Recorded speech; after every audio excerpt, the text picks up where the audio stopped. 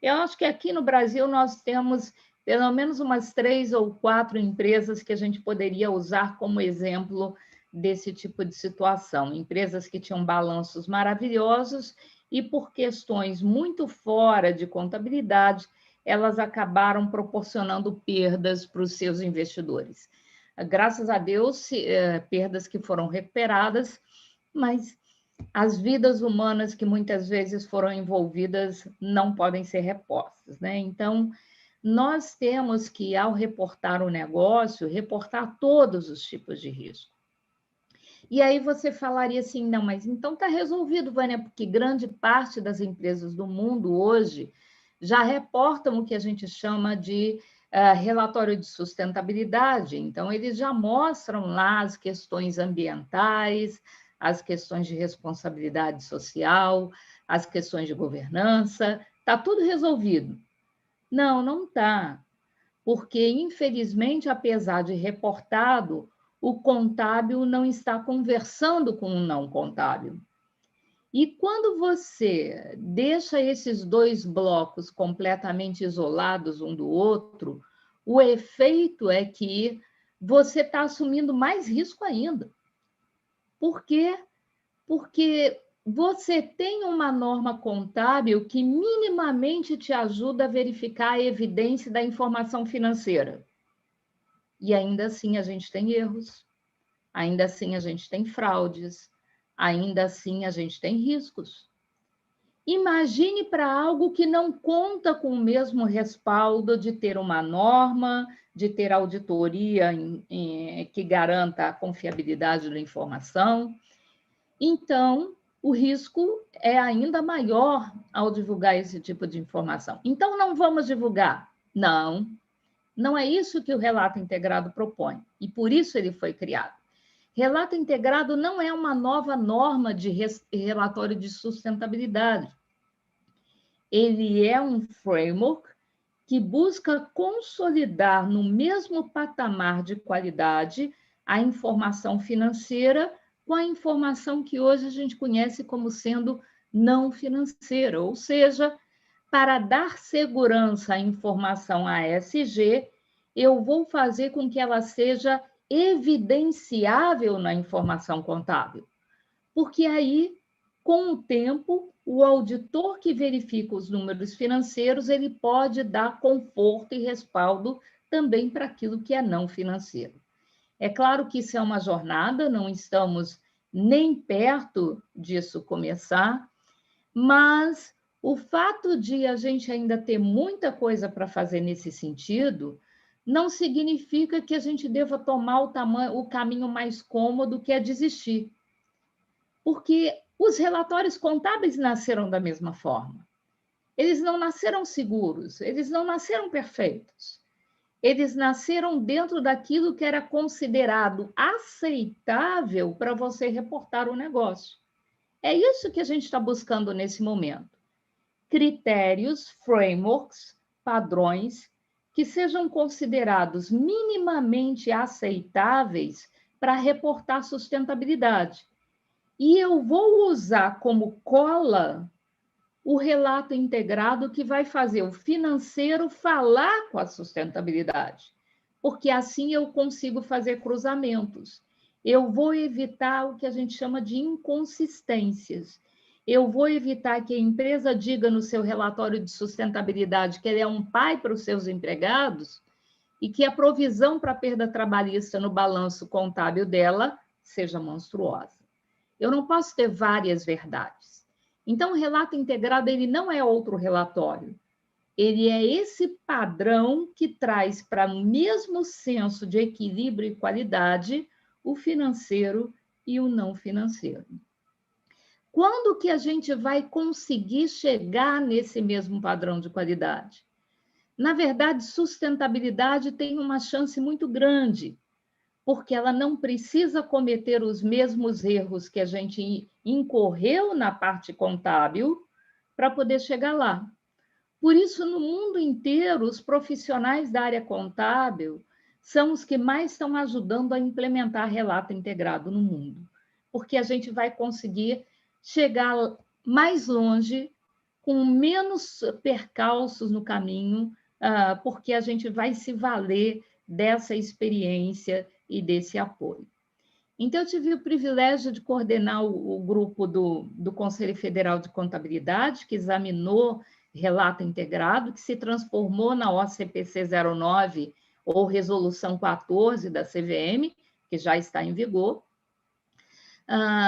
E isso é muito bom. Ela obriga a usar relato integrado? Não. Mas ela diz que se um contador vier a divulgar informação de natureza não contábil, ele vai usar o relato integrado como plataforma para fazer isso.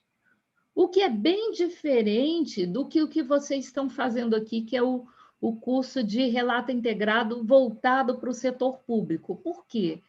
Porque as DNs 170 e 178 do TCU, elas deram um passo além.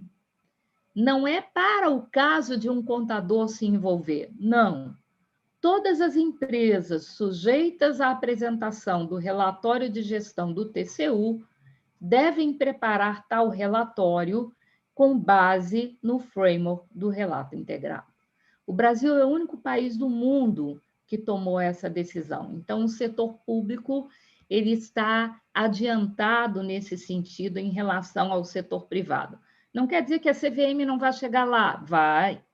E eu acho que a decisão dela de não só endossar o CPC 09, ainda por cima, estabelecer a necessidade de revisão limitada, é um caminho nesse sentido.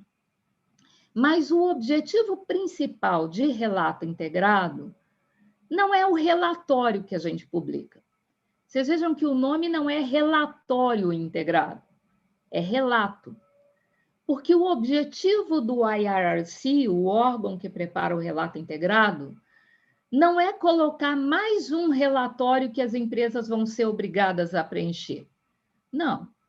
O objetivo do IRRC é mexer na cultura de reportar, no processo de reportar. Fazer com que, na verdade, a informação de sustentabilidade integrada à informação contábil, ela não seja apenas uma questão de mais um item de compliance ou de checklist que a empresa vai fazer para entregar para o mercado e está pouco se lixando com quem é que vai ler ou se vai valorizar aquilo. O objetivo do IRC é dar informação de natureza tão sólida e tão confiável que esse tipo de informação seja importante para começar internamente por quem vai gerir o negócio. Então, as decisões vão ser tomadas já no princípio, não tendo unicamente como base o resultado financeiro que elas podem proporcionar, mas também os outcomes, as externalidades, os efeitos. Não adianta nada eu gerar um lucro fabuloso se, na verdade, eu destruir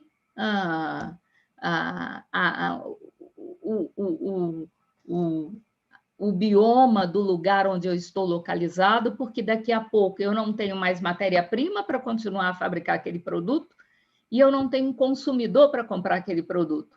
Logo, o tempo de vida da minha entidade tem anos contados. Não é isso que se quer.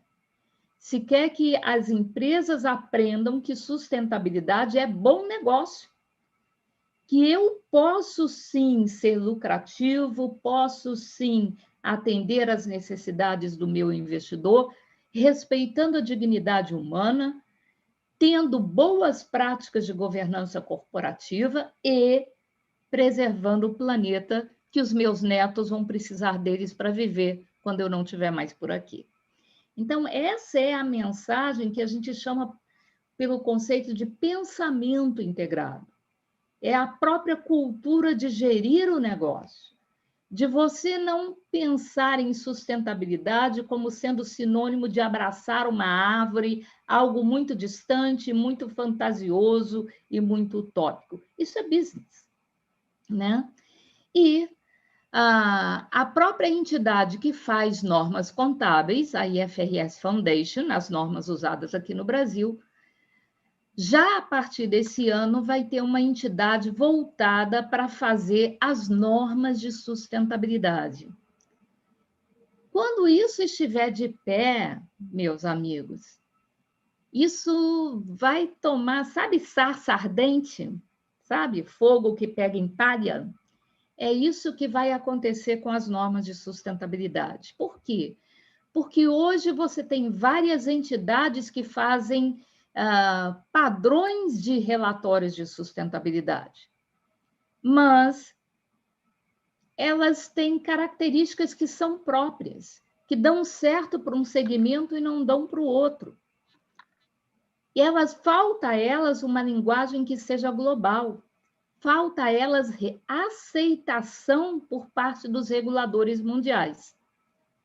Se quem vai fazer a norma no futuro é uma entidade que já tem essa aceitação, porque já faz a norma contábil, a capacidade da IOSCO, a capacidade da CVM, de um TCU, de um Banco Central, de aceitar essas normas, vai ser muito mais acelerada do que na situação que nós temos hoje.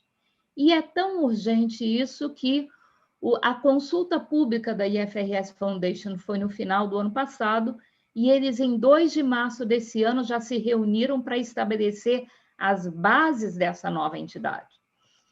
E aceitaram as recomendações do mercado, que é o quê? De não começar do zero.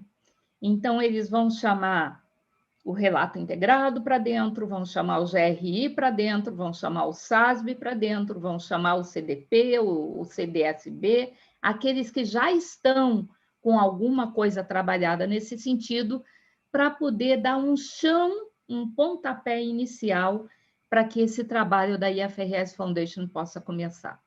Então, estamos vivendo uma época de muitas mudanças, mas mudanças para melhor, onde nós não temos que ver esse desafio do relato integrado como mais um relatório, porque ele não é.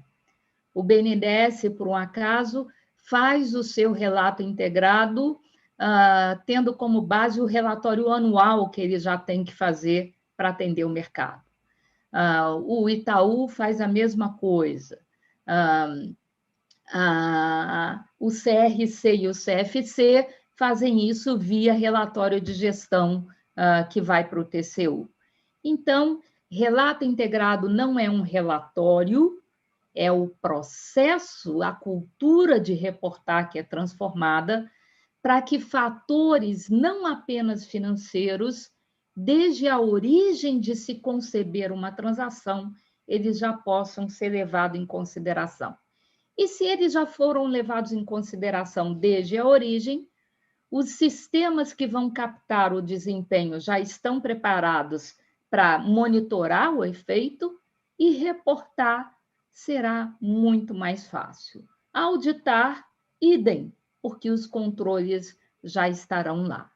Então, é uma mudança de paradigmas que a gente está vivendo na nossa geração. Provavelmente os nossos filhos e os nossos netos é quem verdadeiramente vão colher frutos, mas nós temos a tranquilidade de estarmos construindo algo muito bom para todos eles. Isso. Maravilha. Deixa só eu dar uma fechada aqui, pronto. Queridos, veja, quando eu sei que falar do relato, falar do relatório, a gente fica na dúvida do que juntar, o que reportar, não é? O que é importante a gente falar. E eu gosto muito da fala da Vânia, que ela não é uma receita de bolo, né, Vânia?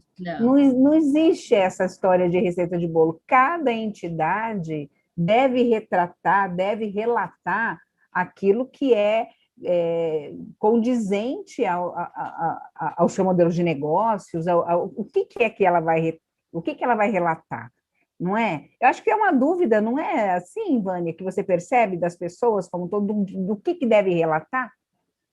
Está corretíssimo, Janaína. Na verdade, eu tive a oportunidade de participar do conselho da IFRS Foundation, do IAASB, que faz as normas de auditoria, do IESBA, onde hoje eu estou em reunião no IESBA, estou fugindo de lá, que é o órgão mundial de ética contábil, e o próprio IRC, e todos eles têm uma coisa em comum, são bases principiológicas.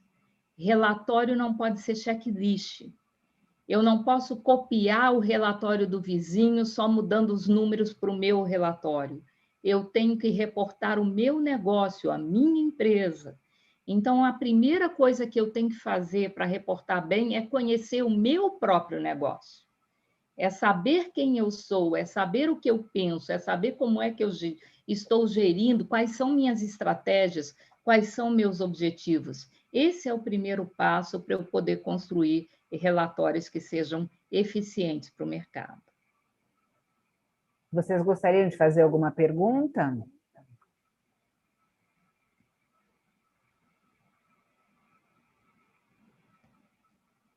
Como você, da onde você acha que deve começar o modelo de negócio?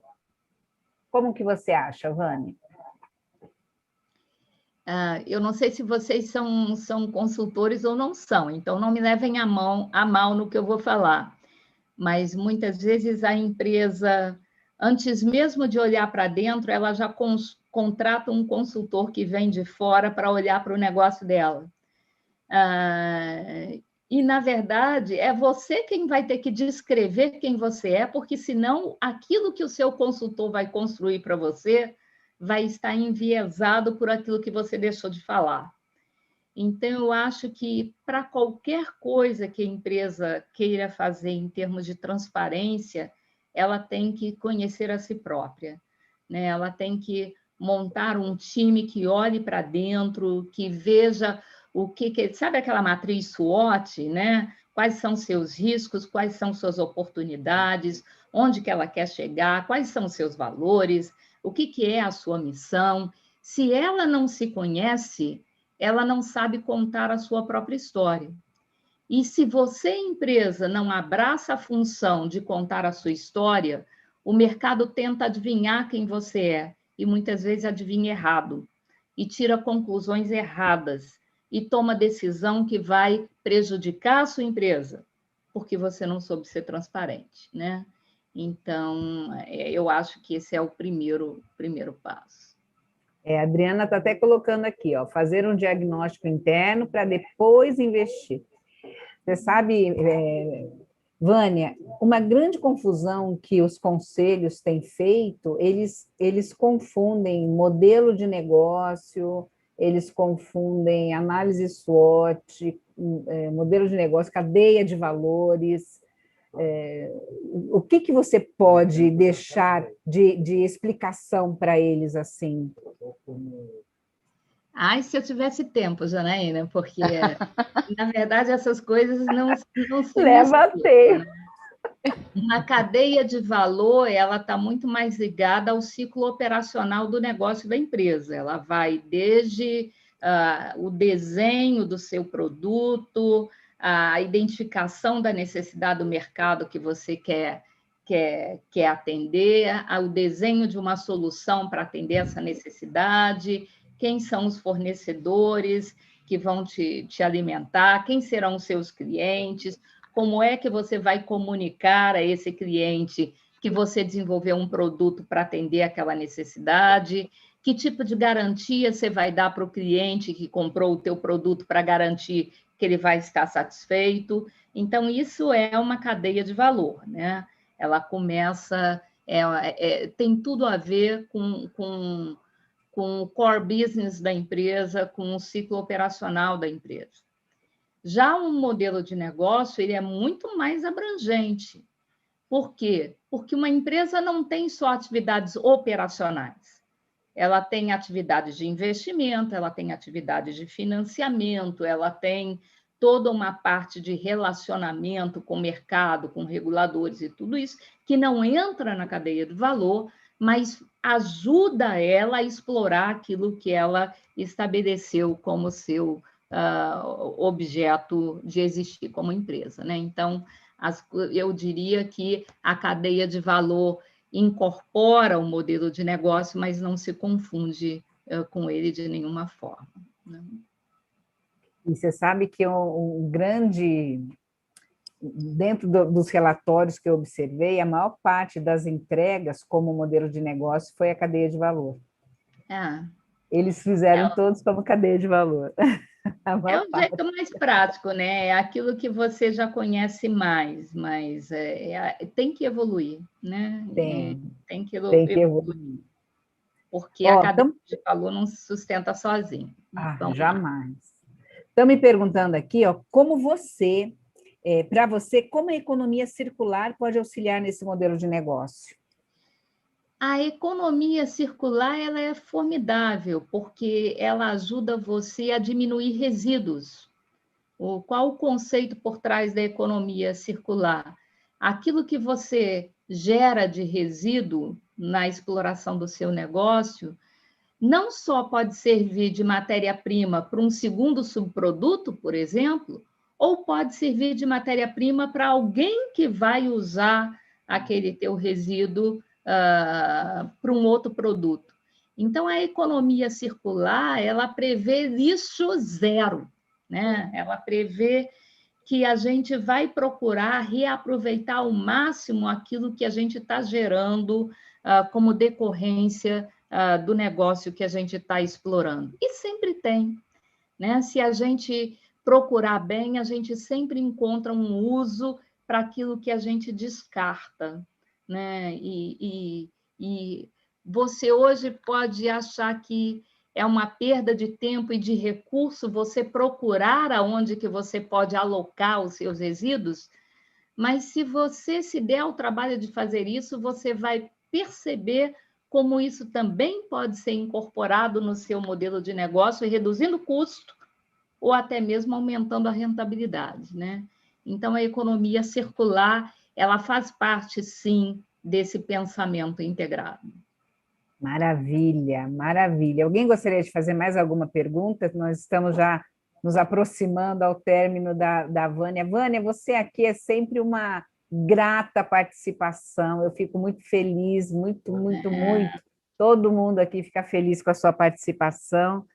Vocês gostariam de fazer mais alguma pergunta para ela? Um de cada vez, gente, por favor. Estão voltando também do almoço, a gente fica meio Eles ficam querida. tímidos, é normal, é normal. Ficam tímidos. Então, eu tenho uma Eu fui dúvida. tímida um dia. Eu tenho uma duvidazinha, Um porque quando a doutora Vânia... Tudo bem? Meu nome é Sara, eu sou aqui do CRF RJ. E aí, à medida que você foi explicando, né, todas essas questões, eu fiquei pensando que também se assemelhava um pouco à lógica de avaliação, né, de tecnologias. E aí me trouxe um pouco das ideias, né, da avaliação econômica em relação a custo-utilidade, custo-efetividade. E aí eu queria saber se essa lógica ela está inserida dentro dessa questão do relato integrado, né? Principalmente em relação às questões de avaliação mesmo, né?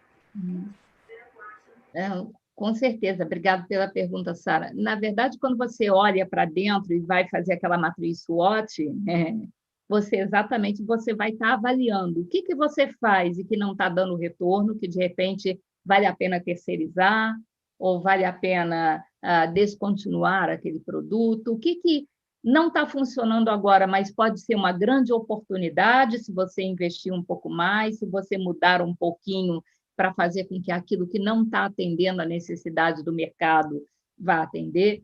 Então, tudo isso entra. Dos princípios básicos do relato integrado é que você não pode reportar apenas aquilo que você quer dizer.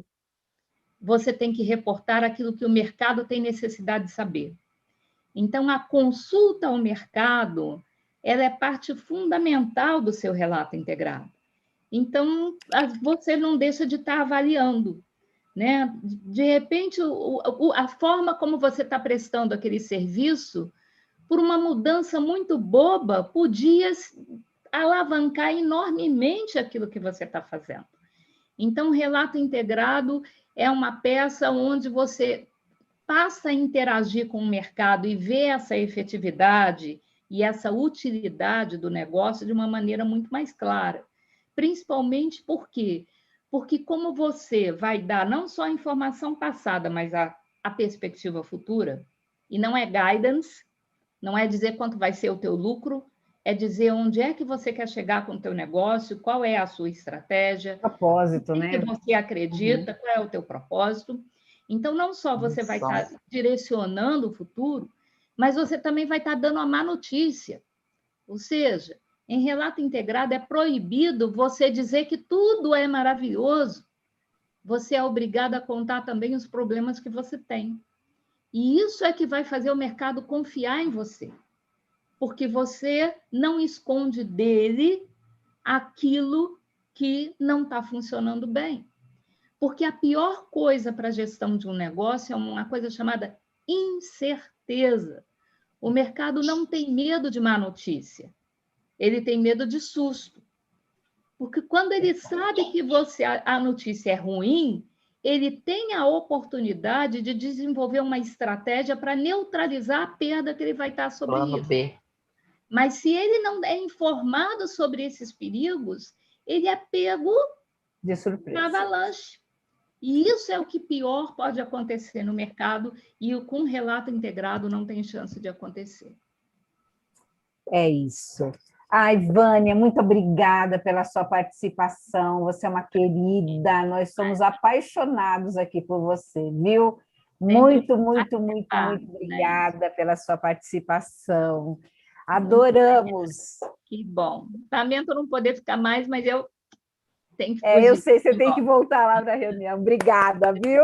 Obrigada, gente. Até logo. Beijo. Tchau. Gente, a Vânia, ela é fenomenal. Vocês viram como ela simplifica? Como simplificou o nosso sofrimento? A gente está querendo, morrendo de medo de falar. Escuta, eu não tenho governança nenhuma. Escuta,